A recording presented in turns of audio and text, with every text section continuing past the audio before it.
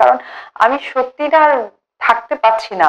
আমার আমার মনে হচ্ছে যে বুকের মধ্যে পাথর চাপা হয়েছিল, এত মিথ্যা, এত এত মানে লুকোচুরি, আসলে আমি দিতে পারছিলাম না।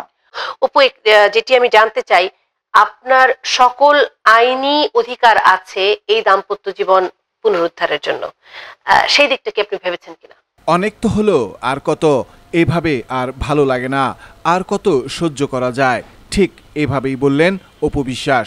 আর তাই স্বামী শাকিব খানকে পুরোপুরি নিজের করে পেতে আইনি সহায়তা নেবে কি অপু বিশ্বাস? চলুন জেনে আসি। ভিডিওটি না টেনে সম্পূর্ণ দেখুন।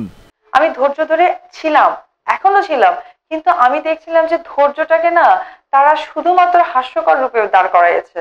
আমি আইনি মানে প্রক্রিয়াতে কখনোই যেতে চাইনি, আমি এখনো যেতে চাই না।